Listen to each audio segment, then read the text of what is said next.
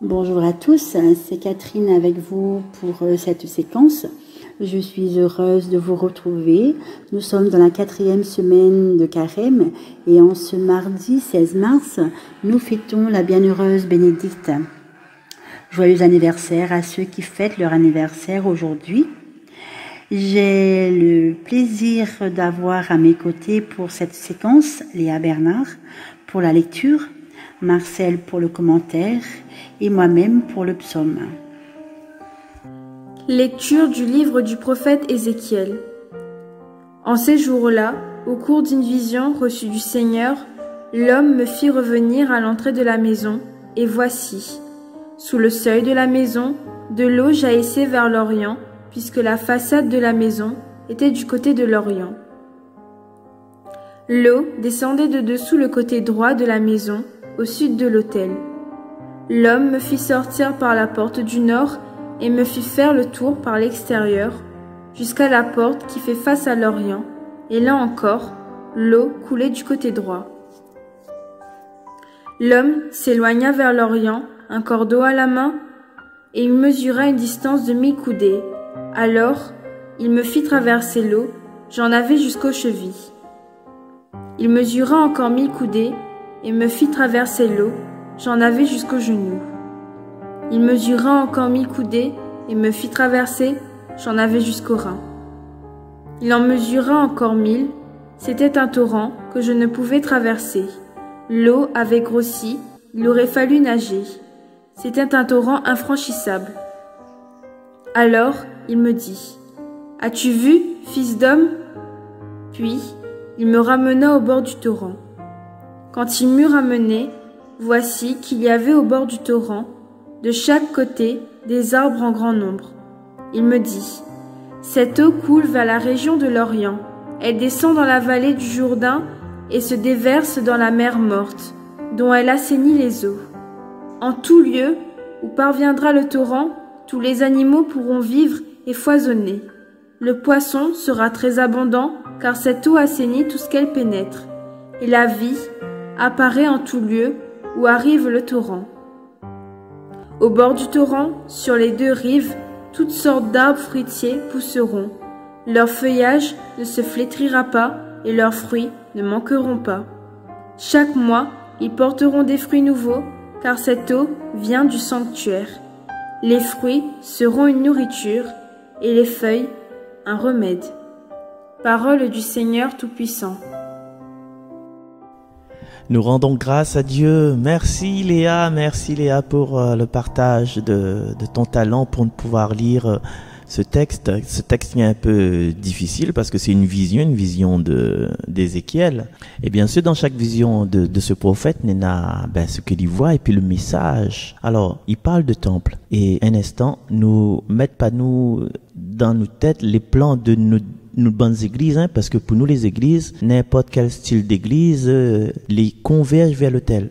Mais à Jérusalem, le temple de Jérusalem, c'est que Ézéchiel l'a connu, il n'était pas pareil. Alors, il y avait plusieurs cours que tu appelles les parvis. Et il avait les parvis des païens en premier. Quand tu arrives, tu es sur le parvis des païens. Et puis, le parvis des femmes. Et puis, le parvis des hommes. Et puis, là-dessus, là, il y avait le temple. Mais le temple, il était en 3 parties. Le premier partie, il était en plein air. Et cette partie en plein air, c'était là que l'avaient les autels. Ou bien l'autel des holocaustes. Alors, les holocaustes, c'est quoi? C'est quand il tue les animaux, il égorge les bons animaux, soi-disant, pour donner à Dieu, quoi. Mais bon, ça, c'était l'époque d'avant. Mais aujourd'hui, moi, franchement, si ça va dans un endroit où ça, il tue les animaux et mon cœur va faire mal et il restera pas longtemps, même il restera pas du tout. Et puis, il avait la maison de Dieu, comme il dit, la maison de Dieu lui-même. Et dans cette maison-là, il avait encore 3 parties. Il avait le vestibule, qui correspond un peu, pas mal comme la varangue, ou bien l'entrée, la case. Après, il avait le saint, souvent c'était le séjour. Et il avait le saint des saints. Le saint des saints,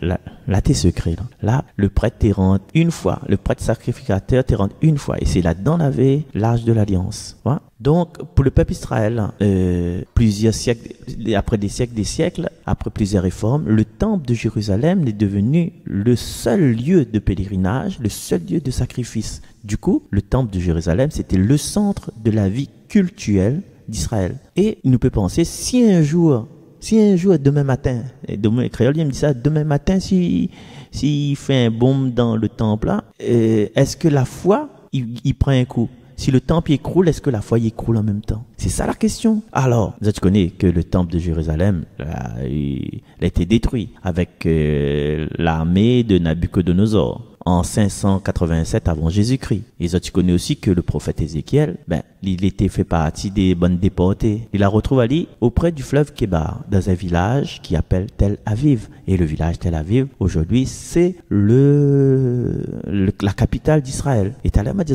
juste un petit mot sur Tel Aviv. Alors, et pendant ces années-là, avant la destruction du temple, 10 ans avant la destruction du temple, et puis il avait la destruction, et 10 ans après la destruction du temple, et alors le rôle d'Ézéchiel, prophète, prêtre, était de maintenir l'espérance. Dit-on, les gars, inquiète pas, et de toute façon, le bon Dieu est avec nous. Et alors, il fallait survivre dans cet état de déporté, et deuxièmement, il fallait avoir l'espérance pour son peuple. Et il fallait batailler sur deux fronts. Le front de la survie et le front de maintenir l'espérance du retour, tu vois.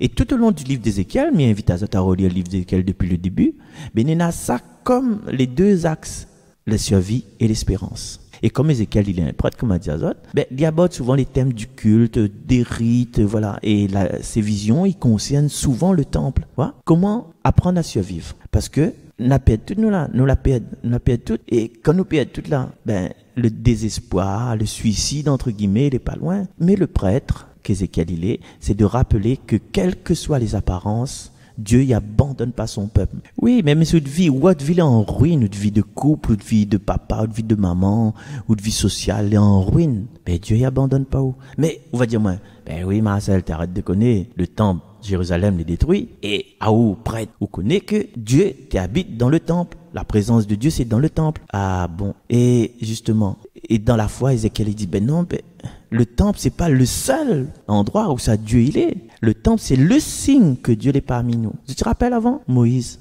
Moïse n'avait pas un temple là, chez Moïse. Il avait la tente de la rencontre. Voilà. Il veut dire que la présence de Dieu, c'est pas une affaire géographiquement limitée. Voilà. Salomon même l'a dit dans le livre des rois. Écoute, Dieu est plus grand. Il fait un petit temple, une petite affaire comme ça, mais il connaît que Dieu ne peut pas contenir... le temple, il peut pas contenir Dieu, pardon. Voilà. Et Dieu, il est au milieu de son peuple. Voilà. Il ne veut pas dire que Dieu est resté dans les ruines de Jérusalem, à nous les chez Nabuchodonosor, le temple est détruit. Il ne veut pas dire que Dieu est assis sur un galet là-bas et la tête dans la main. Non, non, non. Voilà.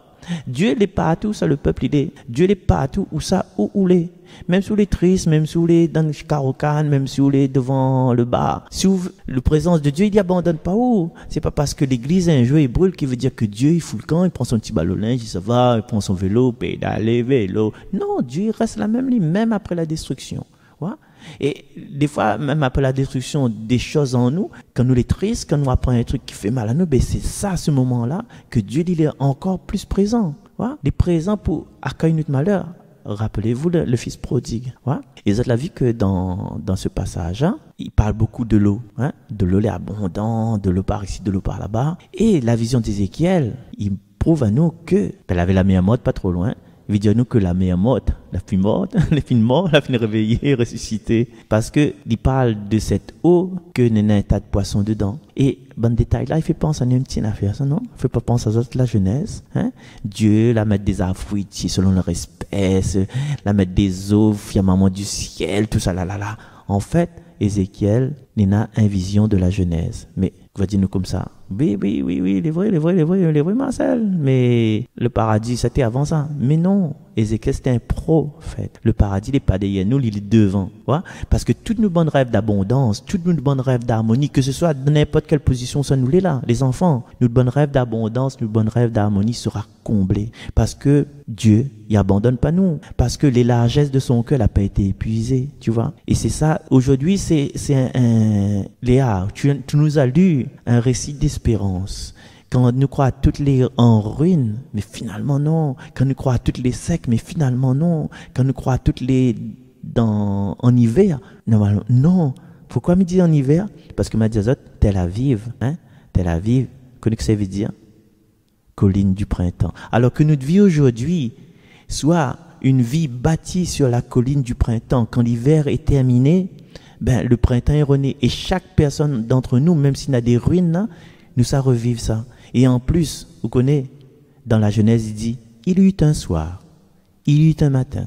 Et si aujourd'hui c'est le soir dans notre vie là, ben, quand on regarde ce passage d'Ézéchiel, tu te dis, ben, la nuit touche à sa fin. La nuit a fini là pour moi. Voilà, mais colle la main contre le Seigneur et me ça chanter le psaume. Allez.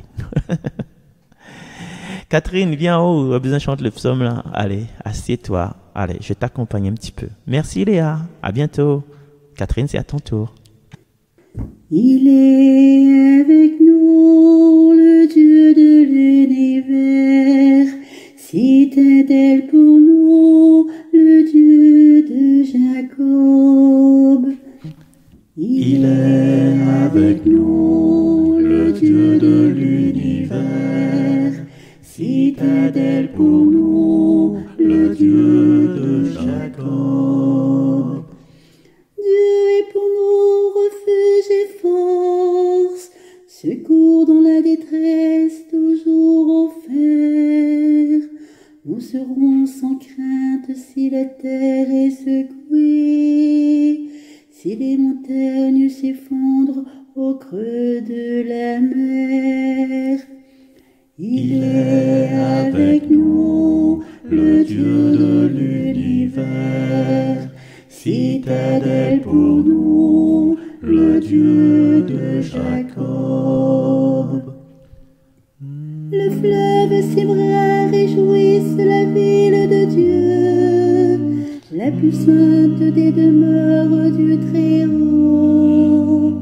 Dieu s'y tient, elle est inébranlable. Quand renaît le matin, Dieu la secourt. Il est avec nous, le Dieu de l'univers, citadelle pour nous, le Dieu de Jacob. Il est avec nous, le Seigneur de l'univers, citadelle pour nous, le Dieu de Jacob. Venez et voyez les actes du Seigneur. Il détruit la guerre jusqu'au bout du monde. Il est avec nous, le Dieu de l'univers, citadelle pour nous, le Dieu de Jacob. Il est avec nous, le Dieu de l'univers, citadelle pour nous, le Dieu de Jacob. Merci à tous de m'avoir écouté et d'avoir participé à l'évangélisation via la radio Arc-en-Ciel et YouTube. Je vous souhaite une agréable et sainte journée. Soyez bénis. Je vous dis à très bientôt.